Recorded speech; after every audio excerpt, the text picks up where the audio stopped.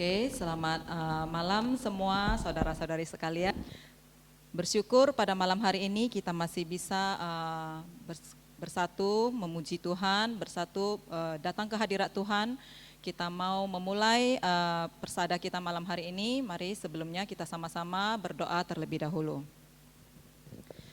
Tuhan, terima kasih untuk kasih setiamu karena Engkau begitu baik. Terima kasih Kau sudah menjaga kami ya Bapa. Walaupun di dalam kondisi pandemi virus ini, Tuhan Engkau masih tetap menjaga dan memelihara kami. Kami sungguh mengucap syukur kepadamu karena ini adalah berkat yang begitu luar biasa yang Kau berikan kepada kami. Tuhan, malam ini kami mau bersekutu, memuji dan memuliakan nama-Mu. Kami mau mempelajari firman-Mu Tuhan. Kami mau sekali lagi mendengarkan firman-Mu.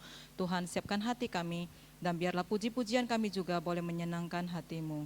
Terima kasih ya Bapa, kami serahkan waktu selanjutnya hanya di dalam nama Tuhan Yesus Juru Selamat kami yang hidup. Amin.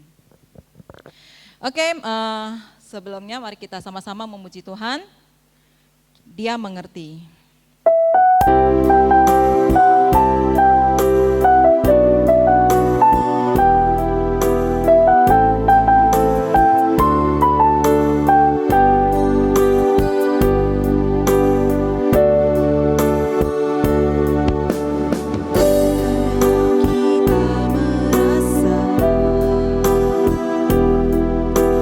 Tak ada jalan terbuka.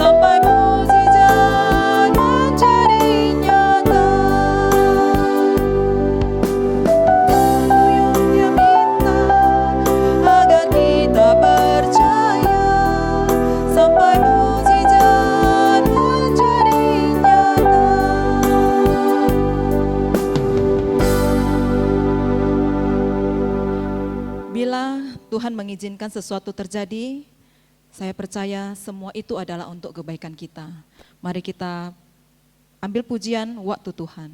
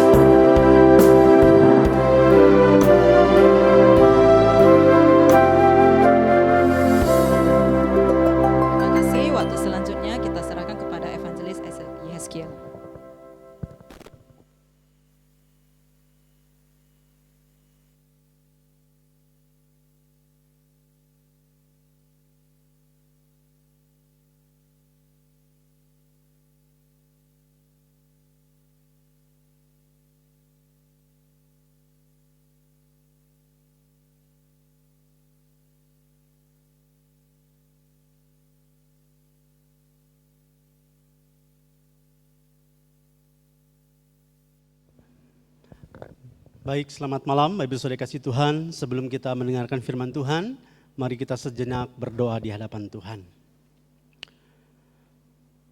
Seperti pujian yang baru saja kami nyanyikan ya Tuhan, bahwa waktu-Mu adalah waktu yang terbaik.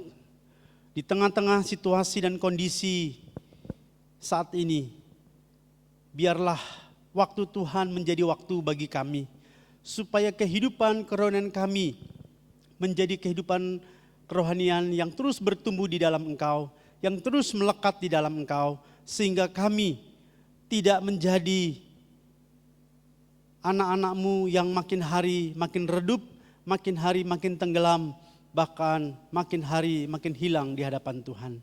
Karena itu pada kesempatan malam hari ini, kami rindu biarlah melalui kebenaran firman-Mu kami boleh diingatkan kembali, dan kami akan belajar dari jemaat Laodikia. Bagaimana Tuhan menegur mereka sehingga mereka boleh memiliki satu kehidupan rohani yang betul-betul hanya tertuju kepada Tuhan. Kehidupan rohani yang tidak suam-suam kuku, melainkan kehidupan rohani yang panas ataupun yang dingin.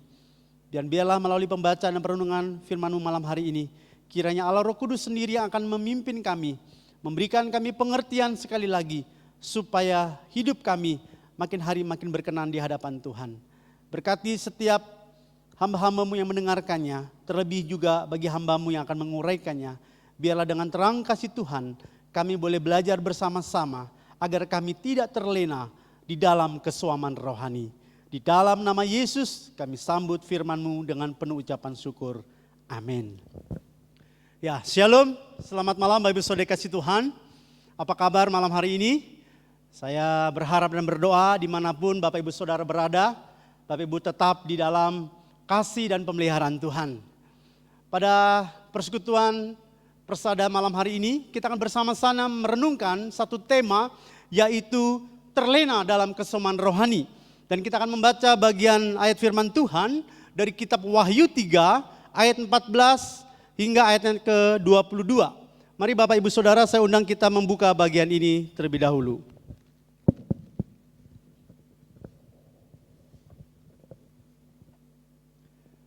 Baik, kita akan membaca bagian ini bersama-sama dan saya akan membacakan untuk kita semua. Demikianlah firman Tuhan, Wahyu 3 ayat 14 hingga ayat yang ke-22. Kepada jemaat di Laodikia, dan tuliskanlah kepada malaikat jemaat di Laodikia, inilah firman dari Amin, saksi yang setia dan benar, permulaan dari ciptaan Allah.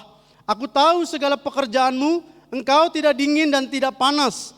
Alangkah baiknya jika engkau dingin atau panas. Jadi karena engkau suam-suam kuku dan tidak dingin atau panas, aku akan memuntahkan kau dari mulutku. Karena engkau berkata, aku kaya dan aku telah memperkayakan diriku dan aku tidak kekurangan apa-apa. Dan karena engkau tidak tahu bahwa engkau melarat dan malang, miskin, buta dan telanjang. Maka aku menasihatkan kau supaya engkau membeli daripadaku emas yang telah dimurnikan dalam api, agar engkau menjadi kaya dan juga pakaian putih supaya engkau memakainya. Agar jangan kelihatan ketelanjanganmu yang memalukan, dan lagi minyak untuk melumas matamu, supaya engkau dapat melihat. Barang siapa ku kasih, ya ku tegur dan ku hajar. Sebab itu relakanlah hatimu dan bertobatlah. Lihat, aku berdiri di muka pintu dan mengetok. Jikalau ada orang yang mendengar suaraku dan membukakan pintu, aku akan masuk mendapatkannya, dan aku akan makan bersama-sama dengan dia, dan ia bersama-sama dengan aku. Barang siapa menang, ia akan kududukan bersama-sama dengan aku di atas tahtaku, sebagaimana aku pun telah menang dan duduk bersama-sama dengan Bapakku di atas tahtanya. Siapa bertelinga, hendaklah ia mendengarkan apa yang dikatakan Roh kepada jemaat-jemaat.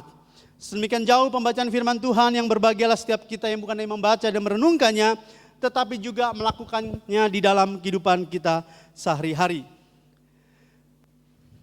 Ya, saudara-saudara dikasih Tuhan, kalau kita melihat atau mengikuti perkembangan sejarah di Eropa, hari-hari ini bahkan tahun-tahun yang lalu ada begitu banyak kita mendapatkan satu perkembangan gereja yang sangat memprihatinkan, saudara. Banyak gereja yang mengalami kesuaman bahkan ditutup. Bukan karena kekurangan dana ataupun bukan karena kekurangan jemaat, saudara. Bukan kekurangan hamba Tuhan. Tetapi yang ironis adalah kekurangan jemaat, saudara. Orang-orang yang mengaku dirinya Kristen sudah enggan untuk beribadah. Ya, mengaku dirinya Kristen tetapi sudah malas untuk pergi ke gereja. Mereka sudah merasa cukup menjadi diri seorang Kristen. Ya, mereka sudah merasa cukup berdoa di rumah saja. Dan makin hari makin merosot, saudara. Akhirnya kita melihat di beberapa negara-negara, saudara, itu hampir beberapa lokasi di Eropa, itu hampir gereja-gereja itu dijual. Ya, ada yang dijadikan masjid, ada yang dijadikan diskotik dan sebagainya. Bahkan di Amsterdam di Belanda hampir 50% gereja-gereja di sana ditutup, saudara. Nah, Bapak Ibu Saudara dikasih Tuhan, ini sesuatu yang sangat ironis, saudara. Di tengah-tengah bangsa yang dikenal maju kaya, ya, Eropa, kini menjadi bahkan dikatakan sebagai pusat kekristenan, hal itu sepertinya tidak terjadi lagi. Bukankah kita tahu, saudara, bahwa semua kita mengetahui bahwa dari Eropa muncul para misionaris yang memberitakan Injil ke Asia dan negara-negara lain, tetapi akhirnya menjadi orang Kristen yang kompromitis terhadap dunia. Tuhan tidak lagi menjadi yang utama. Agama hanya menjadi simbol. Mereka sedang mengalami kesuaman rohani. Tidak ada pertumbuhan di dalam kerohanian mereka, saudara. Bagaimana dengan kita hari-hari ini? Di tengah-tengah situasi pandemik saat ini. Mungkin kita sudah tidak bisa lagi beribadah ke gereja. Mungkin kita tidak bisa lagi berkumpul bersama-sama dengan saudara-saudara seiman kita di gereja. Tetapi gereja mencoba menawarkan pelayanan firman melalui online. Tetapi sejujurnya seberapa banyak di antara kita yang sungguh-sungguh mengikuti hal tersebut? Seberapa sungguh-sungguh kita memperhatikan hal tersebut? Kita tahu gereja punya jadwal ya, online seperti berbagai kegiatan, tetapi seberapa jujur kita mengikutinya dari awal sampai selesai. Saudara, hati-hati. Jangan biarkan situasi pandemik saat ini tanpa kita sadari kita terlena di dalam kesuaman rohani, saudara. Kerohanian kita mulai lesu, kerohanian kita mulai lemah, bahkan kita sudah tidak lagi bergairah kepada Tuhan. Saudaraku yang terkasih di dalam Tuhan, kondisi ini bukan saja terjadi di zaman ini, saudara, tetapi di dalam jemaat Laodikia masalah itu pernah terjadi dan menimbulkan satu kemarahan Tuhan hingga membuat Tuhan akhirnya menegurnya dengan keras, saudara. Jemaat Laodikia adalah jemaat, dikatakan jemaat yang suam-suam kuku, yang artinya tidak dingin ataupun tidak panas, dan mereka terlena dengan kesuaman rohani. Saudara, panas itu berbicara tentang mengenai keadaan rohani yang bergairah dengan Tuhan. Ada antusias, tetap semangat kepada Tuhan. Sementara dingin itu berbicara mengenai keadaan orang yang sangat jauh dari Tuhan, bahkan kemudian tidak mau lagi mengenal Tuhan, saudara. Saudara, situasi ini bisa terjadi kepada orang yang mengalami suam-suam kuku. Orang yang dingin adalah orang yang berada di luar anugerah Tuhan. Karena mereka sendiri yang menjauh dan sedang menuju kepada kebinasaan. Bagaimana dengan kita hari ini?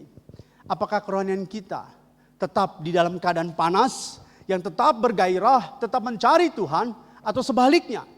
Jangan-jangan kerohanian kita sudah mulai dingin. Kita sudah tidak lagi merasakan kehadirat Tuhan.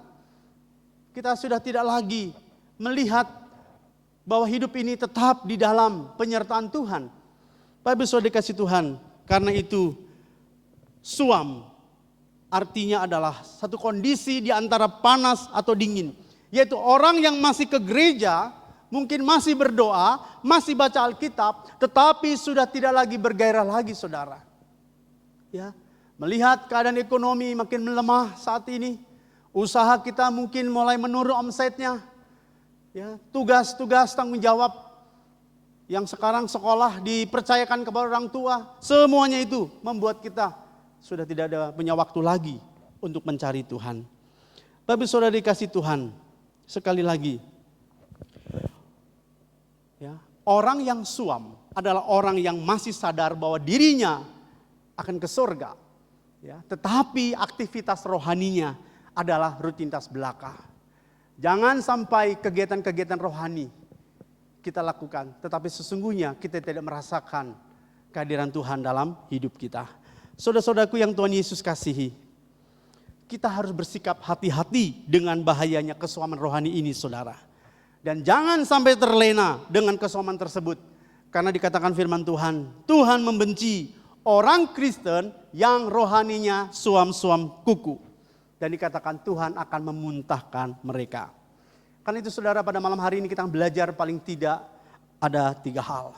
Apa kira-kira menjadi penyebab dari timbulnya sebuah kesuaman rohani tersebut? Di dalam perikop ini saya melihat ada 3 penyebab timbulnya kesuaman sebuah gereja atau kerohanian kita sebagai anak-anak Tuhan. Yang pertama yaitu adalah sikap merasa puas diri. Saudara, jemaat Laodikia ada jemaat yang pada saat itu sedang mengalami puas diri. Di sana Tuhan mengutip perkataan mereka di ayat 17a. Karena engkau berkata, aku kaya dan telah memperkayakan diri dan aku tidak kekurangan apa-apa. Saudara, satu kalimat yang mengandung kesombongan. Dan di sini kita melihat ada teguran Tuhan yang luar biasa. Satu pernyataan yang menunjukkan sikap puas diri dari jemaat Laodikia akan kekayaan dan semua yang mereka miliki. Saudara, di dalam sejarah Laodikia merupakan kota yang begitu luar biasa. Ya, sebagai kota pusat perdagangan dan juga pusat penghasil kain wol terbaik di dunia, sehingga penduduknya di sana kaya-kaya, saudara. Benar, saudara, memang mereka kaya. Kenapa? Karena kota Laodikia itu sendiri terletak di lembah Likus, diapit oleh kota-kota terkenal seperti Philadelphia, Efesus, Hierapolis, dan juga Kolose. Kota Laodikia juga terkenal dengan tanah yang subur, sangat baik bagi pengembangan pertanian dan juga peternakan, saudara. Produksi yang penting itu adalah bulu domba hitam yang diolah dan ditenun menjadi karpet trimita dan baju dari bulu domba. Ya, dan karpet tersebut, saudara, sangat terkenal dan mahal harganya. Dan di kota Laodikia juga, saudara, terdapat yaitu sekolah kedokteran yang terkenal dengan spesialis mata dan telinga. Ya, mereka membuat salep mata dan telinga yang bermanfaat besar untuk perjalanan ketika mereka di padang gurun. Jadi, saudara, secara geografis, ekonomi maupun ketenaran, kota Laodikia ini tidak ada tandingannya, saudara. Bahkan ada seorang penafsir mengatakan bahwa pada zaman Romawi, Laodikia merupakan kota termakmur di Frigia. Dan saking kayanya, penduduk Laodikia termasuk kota yang menolak menerima bantuan pemerintah untuk membangun kota pada waktu itu yang telah hancur akibat gempa. Dan mereka membangun seluruhnya itu dengan tenaga dan juga biaya sendiri. Saudara, dari catatan sejarah di atas kita simpulkan bahwa orang-orang Laodikia adalah penduduk yang hidup dengan segala kelimpahan dan cenderung merasa puas diri dan sombong. Dan penyakit ini rupanya telah masuk ke dalam kehidupan orang-orang Kristen pada waktu itu. Dan jemaat Laodikia merasa kaya, pandai, dan terhormat. Maka, saudara, tidak heran mereka juga bisa berkata di dalam hati mereka bahwa mereka sudah memperkaya diri mereka sehingga menjadi kaya dan tidak perlu apa-apa, termasuk kebutuhan rohani. Karena itu orang-orang Laodikia membanggakan kekayaan mereka. Tetapi di mata Tuhan mereka adalah orang-orang yang miskin kerohaniannya. Kenapa? Karena suam-suam kuku, saudara. Saudara, mereka menyombongkan diri di hadapan Tuhan dengan kekayaan mereka. Mereka merasa cukup dan tidak kekurangan apa-apa lagi. Bahkan masalah kerohanian pun mereka sudah lebih baik daripada yang lain. Mereka tidak perlu lagi pertolongan Tuhan.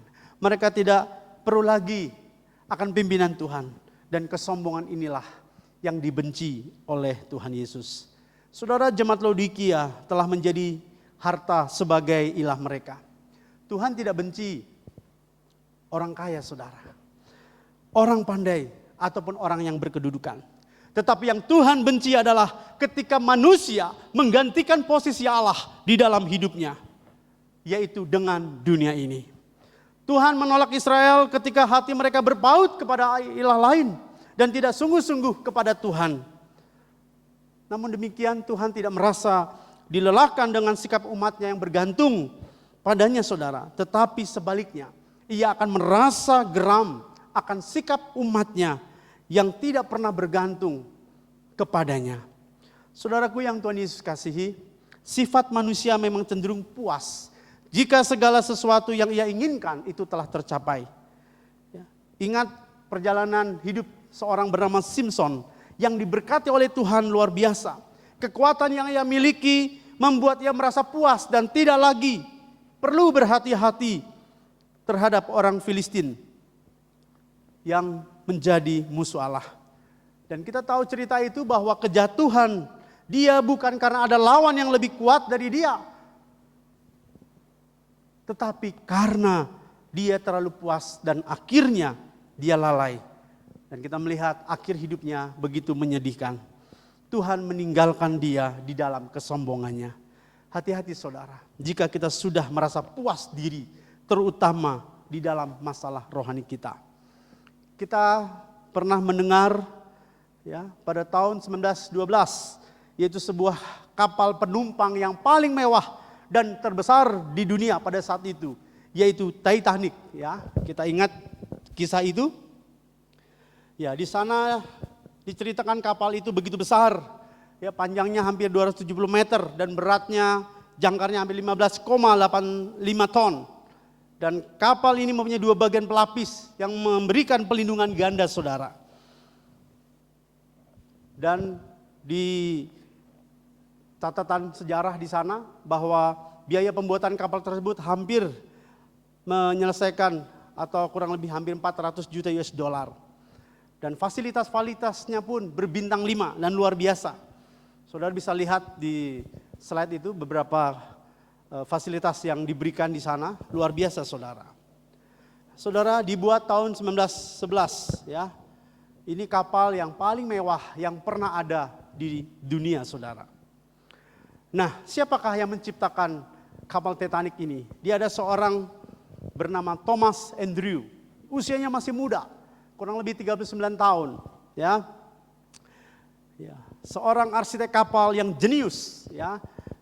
Dia masuk bergabung di perusahaan White Star Line, ya, menggandeng membuat kapal Olimpik dan Titanic. Dan dia seorang Kristen dan rajin beribadah, saudara.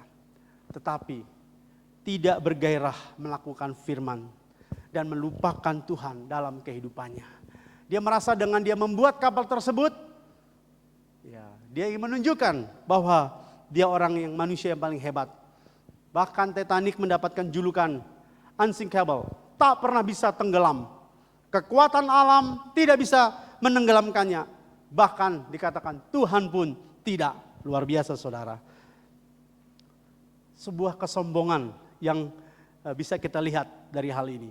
Ya, berlayar 10 April dan tenggelam 15 April di Samudra Atlantik. Saudara, dari cerita Titanic ini kita bisa melihat bahwa kapal ini dirancang untuk menghadapi segala kemungkinan. Jika terjadi tabrakan, kapal ini akan tetap bisa terapung di laut. Kemudian diberi nama Titanic dari kata Titan, yaitu makhluk super dewa yang punya kekuatan supranatural di dalam mitologi Yunani. Dan para insinyur pembuat Titanic ini berkata, bahkan Tuhan tidak bisa menenggelamkan Titanic ini, saudara. Tapi apa yang terjadi, saudara? Kita melihat dari kisah Titanic ini, kesombongan itu adalah awal daripada kehancuran. Kenyataan menunjukkan bahwa usia kapal ini tidak sampai 1 minggu setelah dia berada di dasar laut. Dan Alkitab berkata bahwa Tuhan tidak menyukai sikap meninggikan diri seperti ini. Saudara-saudaraku yang Tuhan Yesus kasihi, kita perlu waspada dengan rasa puas diri. Mungkin pada saat ini secara pribadi kita puas dengan kondisi kita. Kita puas dengan keadaan ekonomi kita, kepandaian kita, kedudukan kita, di tempat kita bekerja. Atau kita puas juga dengan kondisi keluarga kita. Mari kita bertanya kepada diri kita sendiri, saudara. Apakah di dalam segala kelimpahan tersebut kita menyadari dari manakah semuanya? Sudahkah kita menyadari apa yang kita miliki semua itu berasal dari Tuhan? Dia yang memberikan semua itu kepada kita agar kita bisa menikmatinya dan memuliakan Dia. Bagaimana dengan kita hari ini? Jangan sampai rasa puas diri itu membuat kita menjadi orang-orang yang sombong. Tapi mari kita belajar memiliki kerendahan hatian di hadapan Tuhan. Saudara, mari kita mengintrospeksi diri kita. Ya, rasa puas diri kita itu, sudahkah semua itu berkenan di hadapan Tuhan? Ini saudara yang pertama. Hal yang kedua, saudara, penyebab timbulnya sebuah kesuaman adalah yang pertama tadi adalah sikap merasa puas diri, yang kedua adalah menjadi lupa diri. Saudaraku, kita sudah membaca deklarasi jemaat Laodikia yang merasa puas diri dengan kekayaan yang mereka miliki dan merasa tidak perlu apa-apa lagi. Rupanya saudara, bukan saja mereka puas diri, tetapi yang lebih parah lagi bahwa kekayaan mereka membuat mereka lupa diri. Lupa diri di sini, saudara, bukan berarti jemaat Laodikia ini gila, saudara, atau hilang ingatan. Tidak, saudara. Tetapi mereka lupa bagaimana keadaan mereka sesungguhnya di hadapan Tuhan. Itu sebabnya ayat 17b dan 18 berkata di sana, Tuhan berkata, dan karena engkau tidak tahu bahwa engkau melarat dan malang, miskin dan telanjang, maka aku menasihatkan engkau supaya engkau membeli daripadaku emas yang telah dimurnikan di dalam api, agar engkau menjadi kaya, dan juga pakaian putih supaya engkau memakainya, agar jangan kelihatan ketelanjanganmu yang memalukan, dan lagi minyak untuk melumas matamu supaya engkau dapat melihat. Saudaraku, kalimat ini cukup pedas. Setelah Tuhan mengutip perkataan deklarasi daripada jemaat Laodikia tentang kesombongan mereka, Tuhan mengatakan sebenarnya bahwa engkau tidak tahu keadaanmu yang sebenarnya di hadapanku. Di sana di dalam ayat ini kita melihat bahwa Tuhan menggambarkan mereka seperti orang yang melarat, ya, dan malang, yang sebenarnya punya pengertian yang hampir sama, hanya sebagian penekanan, yaitu di mana kondisi di mana orang tersebut di dalam keadaan penuh penderitaan, baik secara emosi maupun kerohanian, dan mereka perlu dikasihani. Kemudian kata miskin, gambaran seorang yang sangat melarat, seperti peminta-minta yang perlu pertolongan dan belas kasihan. Kemudian kata buta, saudara, di sini bukan berarti buta tidak bisa melihat sama sekali, saudara, tetapi digambarkan seperti orang yang matanya tidak bisa melihat dengan jelas karena di matanya ada selaput yang menutupi matanya, atau seperti katarak seperti itu. Saudara, hal ini tentunya sangat kontra sekali, bukan? Dengan keadaan orang Laodikia yang mempunyai pabrik obat mata yang terkenal, tetapi mata rohaninya mereka sendiri juga tidak sehat. Sedangkan kata telanjang mempunyai arti tidak pakai baju sama sekali, atau telanjang dari pakaian rohani. Saudara, sebuah teguran di atas memang keras, tetapi kata-katanya mengandung unsur belas kasihan daripada Tuhan. Jadi dari arti kalimat ini saya mau menyimpulkan, saudara, bahwa Tuhan sedang menegur jemaat Laodikia karena mereka lupa akan diri mereka yang sebenarnya di hadapan Tuhan. Dan teguran ini bertujuan yaitu supaya mereka bertobat kepada Tuhan dan meninggalkan dosa-dosa mereka dan kembali hidup bergantung kepada Tuhan. Kekayaan, kepandaian, dan ketenaran mereka telah memikat hati mereka dari Kristus. Sehingga keselamatan yang telah Tuhan berikan kepada mereka telah ditukar dengan kenikmatan dunia. Mereka tidak lagi memikirkan hal-hal rohani. Mereka telah lupa statusnya sebagai orang-orang yang sudah menerima kasih karunia daripada Tuhan, saudara. Itu sebabnya ayat 18 dengan tegas sekali lagi dikatakan, maka aku menasihatkan engkau supaya engkau membeli daripadaku emas yang telah dimurnikan dalam api, agar engkau menjadi kaya, dan juga pakaian putih supaya engkau memakainya, agar jangan kelihatan ketelanjanganmu yang memalukan, dan lagi minyak untuk melumas matamu supaya engkau dapat melihat. Saudara, kata membeli di sini bukan ditujukan kepada keselamatan, saudara. Karena keselamatan tidak bisa dibeli. Tetapi membeli di sini ditujukan kepada ketaatan. Jemaat Laodikia harus membeli ketaatan dari Tuhan dengan pertobatan, bukan dengan harta mereka. Karena pertobatan tidak bisa dibeli dengan harta dunia. Itu sebabnya Tuhan memberikan satu kekontrasan keadaan mereka yang sebenarnya dengan kebutuhan mereka untuk membeli. Bila dilihat keadaan mereka yang sebenarnya, mereka sama sekali tidak mampu untuk membeli, saudara. Karena mereka sangat-sangat miskin. Gambaran orang-orang yang sangat perlu dikasihani. Karena sama sekali tidak mempunyai daya apa-apa. Di sini saya menggambarkan bahwa orang-orang yang lupa diri itu seperti orang yang mabuk, saudara. Saudara pernah lihat orang mabuk?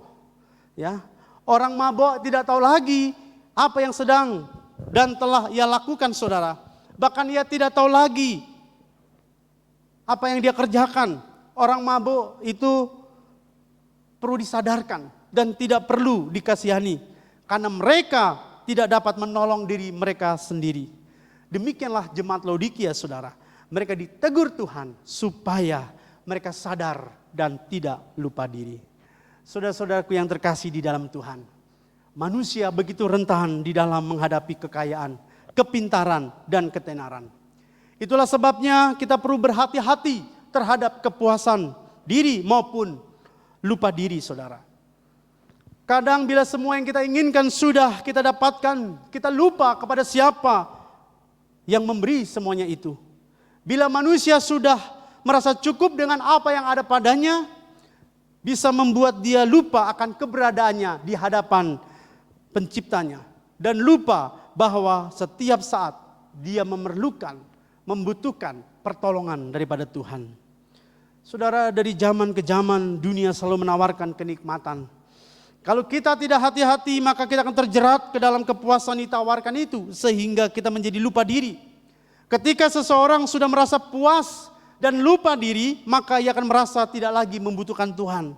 Ketika seseorang tidak lagi merasa membutuhkan Tuhan, sebenarnya ia sedang mengalami yang namanya kesuaman rohani. Itu sebabnya kita harus tetap waspada akan hal ini, saudara. Hanya dengan berdekat kepada Tuhan dan hidup melekat dan bergantung kepadanya, kita akan senantiasa tetap terjaga kerohanian kita. Kita akan tetap panas ataupun dingin, tidak suam-suam kuku. Inilah saudara hal yang kedua, yaitu penyebab timbulnya sebuah kesuaman rohani. Dan yang ketiga yang terakhir, saudara, yang menyebabkan timbulnya kesuaman rohani adalah kehilangan jati diri. Kalau yang pertama tadi adalah merasa puas diri, yang kedua lupa diri, dan yang ketiga kehilangan jati diri. Bapak saudaraku yang Tuhan Yesus kasihi, di dalam ayat 16 dikatakan di sana, jadi karena engkau suam-suam kuku dan tidak dingin atau panas, aku akan memuntahkan engkau dari mulutku. Namun sesungguhnya orang yang suam akan dimuntahkan oleh Tuhan, dikatakan di sana, saudara, yaitu terhilang dari Tuhan karena merasa hidup dekat dengan Tuhan, tetapi sesungguhnya jauh dari Tuhan. Saudara, rasa puas diri dan lupa diri membuat jemaat Laodikia tidak lagi memikirkan perkara-perkara rohani. Mereka sibuk dengan urusan bisnis mereka. Mereka sibuk untuk terus memperdalam ilmu pengetahuan mereka dan terlena di dalam ketenaran mereka. Ibadah mereka menjadi kegiatan bersifat rutin saja. Agama hanya sebagai simbol belaka dan tidak ada kesungguhan di dalam kerohanian mereka. Dan di sini dikatakan Tuhan muak dengan sikap ibadah mereka yang tidak dingin ataupun tidak panas. Mereka menjadi suam-suam kuku. Saudara, istilah suam-suam kuku ini adalah gambaran yang diambil dari kondisi air di Laodikia yang memang suhunya suam-suam kuku. Tidak panas ataupun tidak dingin, saudara. Itu dikarenakan adanya pertemuan antara sumber air panas di Hierapolis yang bersuhu panas dengan kadar belerang yang berguna untuk menyembuhkan berbagai penyakit kulit dan penyakit lainnya. Dan bertemu dengan air di Kolose yang bersuhu dingin, yang berguna untuk melepas dahaga seperti RS misalnya. Ya, kalau kita capek, kita haus, mungkin kita ingin yang segar-segar dan kita minum RS seperti itu. Nah, saudara, pertemuan itu kemudian mengalir ke Laodikia dan menghasilkan air yang suam-suam kuku dengan unsur endapan belerang yang berbau dan tidak enak. Dengan demikian air di Laodikia ini, saudara, sangat tidak enak untuk diminum dan membuat orang ingin memuntahkannya bila meminumnya. Dan sebagai obat, air itu tidak lagi mujarab karena telah bercampur dengan air dingin. Saudaraku, air panas dan air dingin bertemu, menyebabkan masing-masing air tersebut kehilangan jati dirinya. Yang panas tidak lagi menjadi panas, yang dingin tidak lagi menjadi dingin, dan akhirnya suam-suam kuku. Masing-masing kehilangan jati dirinya, yang pada akhirnya telah menyebabkan masing-masing kehilangan fungsinya, saudara. Saudaraku yang terkasih di dalam Tuhan, demikian juga hidup jemaat Laodikia. Penduduk Laodikia dikenal sebagai orang-orang yang mudah kompromi dan menyesuaikan diri sesuai dengan kebutuhan dan keinginan orang lain. Dan sikap kompromi penduduk tersebut sudah merasuk di tengah-tengah mereka, sehingga mereka menjadi jemaat yang kompromitis, kehilangan fungsi sebagai orang Kristen. Dan hal inilah yang membuat Tuhan muak dan ingin memuntahkan mereka. Tuhan menginginkan mereka berfungsi di dunia ini, di mana kehidupan Kristiani mereka dirasakan oleh orang-orang yang berjumpa dengan mereka. Seperti air di Hierapolis yang berguna untuk menyembuhkan berbagai penyakit, atau dingin seperti air di Kolose yang dingin dan berguna untuk memberi kesejukan bagi orang-orang yang dahaga. Jadi baik panas ataupun dingin, keduanya ada gunanya. Bukan suam-suam kukus saudara, yang tidak berguna dan membuat orang ingin memuntah bila meminumnya. Saudaraku yang terkasih dalam Tuhan, jika seseorang sudah kehilangan jati dirinya, apalagi yang mau dia banggakan. Jika seseorang tidak lagi berharga di hadapan Sang Pencipta, apalagi yang dapat dikatakannya. Tuhan Yesus mengajarkan kepada kita agar setiap kita betul-betul menyadari bahwa saudara dan saya adalah garam dan terang yang punya fungsi untuk menerangi dan menggarami, yaitu menjaga pengaruh dari dosa yang semakin menjauhkan manusia dari Tuhan. Tuhan juga menghendaki agar kita menjadi dingin atau panas seperti air di Kolose atau air di Hierapolis yang sama-sama mempunyai fungsinya.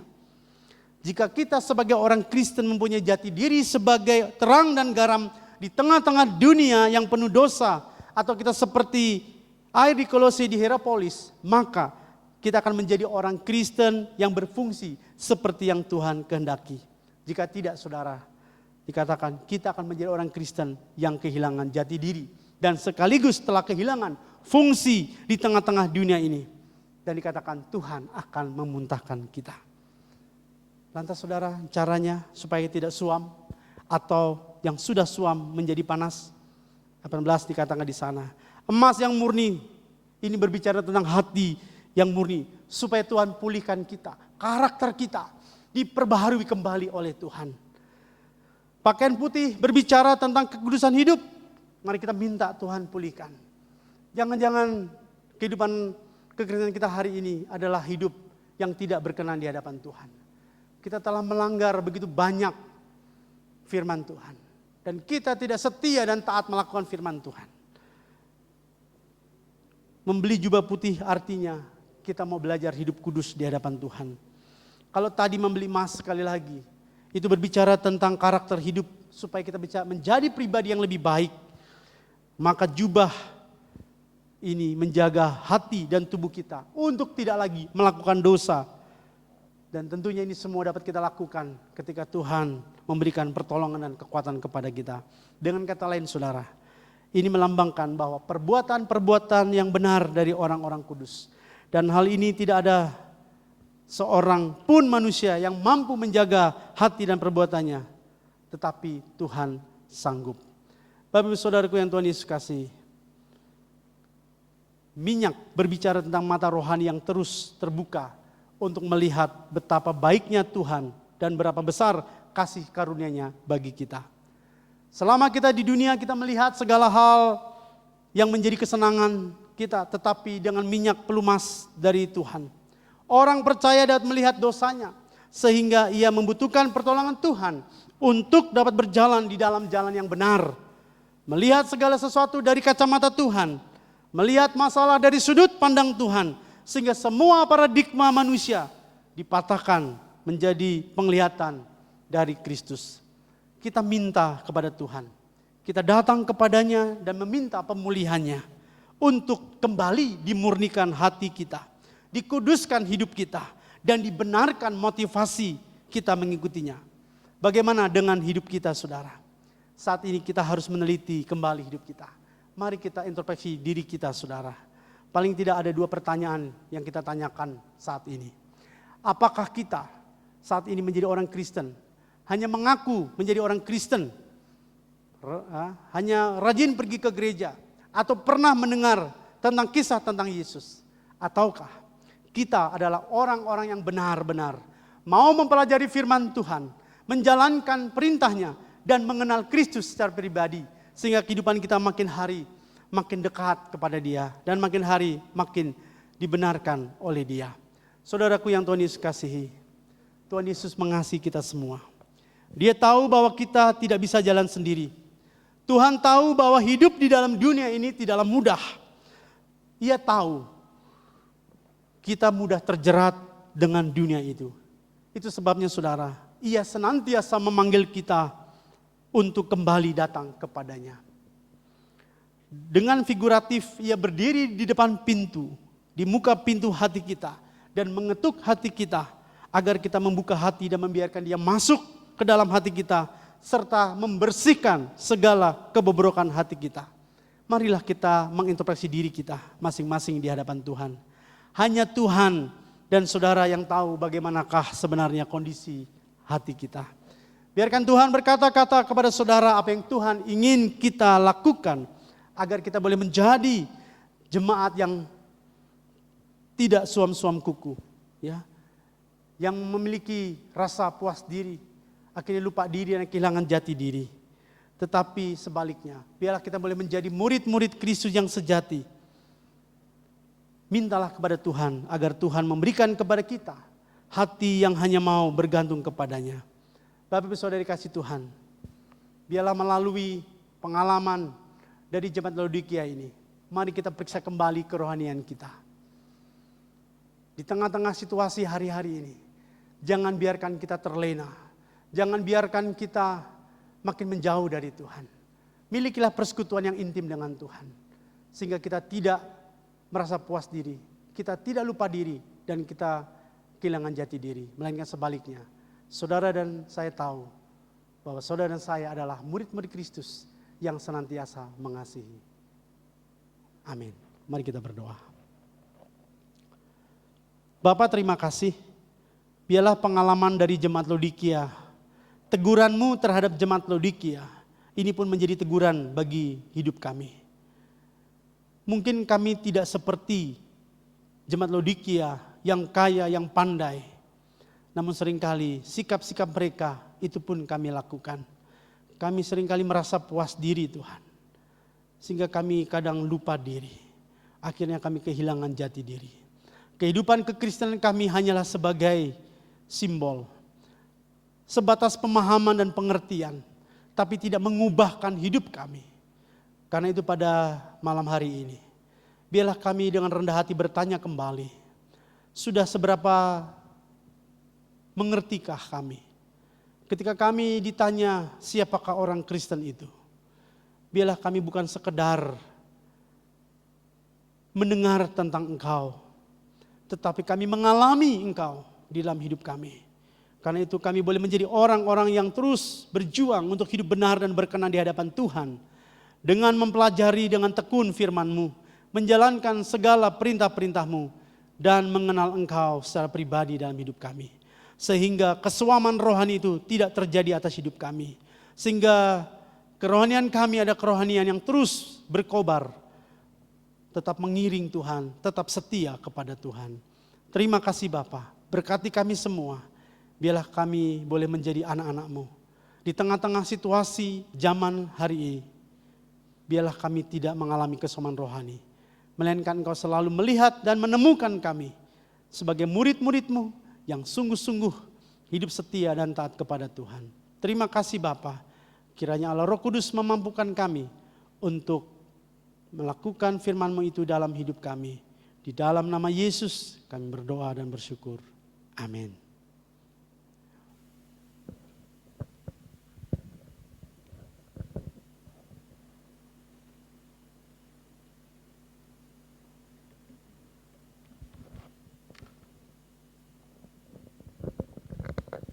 Oke, terima kasih kepada Evangelis Yehezkiel yang sudah melayani kita pada malam hari ini. Oke, ini adalah saatnya bagi kita untuk merespon kasih Tuhan yang begitu besar di dalam hidup kita.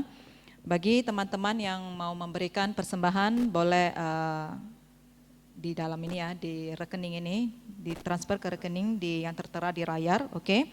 Nah, saat ini mari kita puji Tuhan dengan kubawa korban syukur.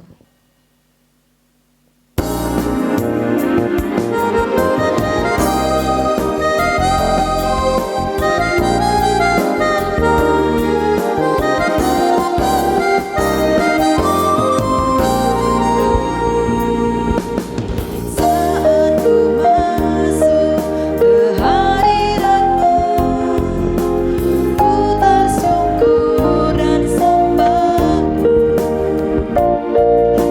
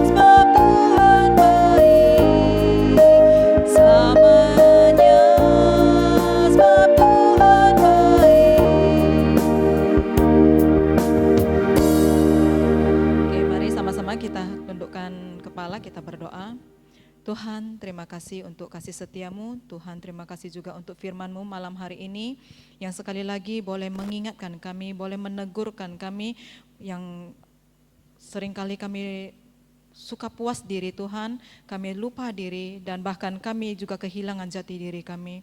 Tuhan, ampuni kami Tuhan, jika kami selama ini suka terlalu terlena dengan kenikmatan dunia ini sehingga kami melupakan Engkau.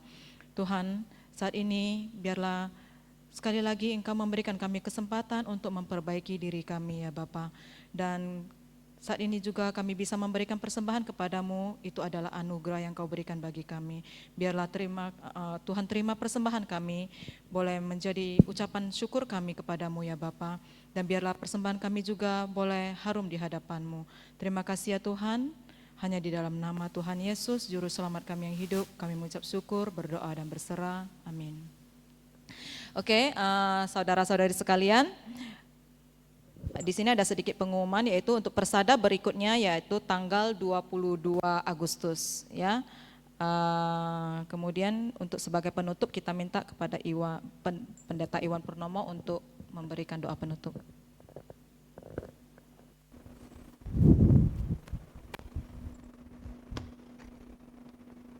Saudaraku, silakan bangkit berdiri, demikian juga setiap saudara yang ada di rumah. Bukalah hatimu dan terimalah berkat Tuhan. Tuhan memberkati engkau dan melindungi engkau. Tuhan menyinari engkau dengan wajah-Nya dan memberi engkau kasih karunia. Tuhan menghadapkan wajah-Nya kepadamu dan memberi engkau damai sejahtera mulai sekarang sampai selama-lamanya. Amin.